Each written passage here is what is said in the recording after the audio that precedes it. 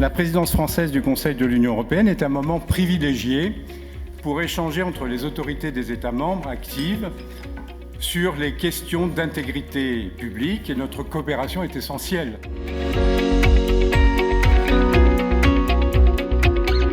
This conference will be a source of inspiration for my work because I am the Commissioner responsible for transparency. We work on big political decisions. We should be as transparent as possible. And the inspiration which will come from this conference might help to maybe take further decisions how to improve the system which we work in the European institutions.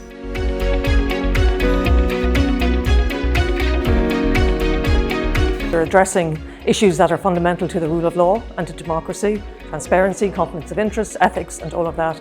And when we see a world in which so many authoritarian regimes, so many regimes that are hostile to the rule of law are appearing east and west, I think it's really important that Europe and the Member States show an excellent example in relation to these matters.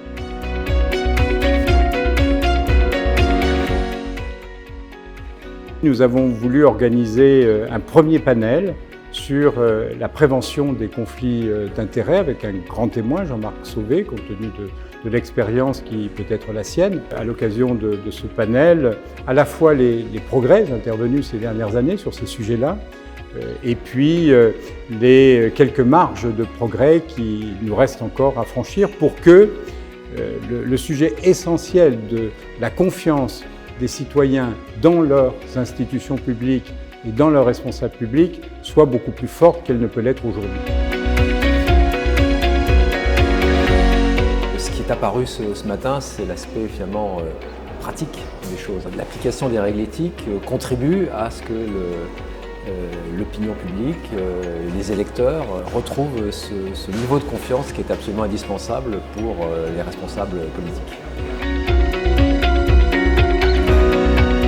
Alors nous avons également souhaité l'organisation d'un deuxième panel sur la régulation des représentants d'intérêts, ce que l'on appelle le lobbying dans le langage courant, avec un grand témoin, l'ancien Premier ministre Bernard Cazeneuve, qui préside également le Club des juristes et qui a présidé des travaux sur la compliance.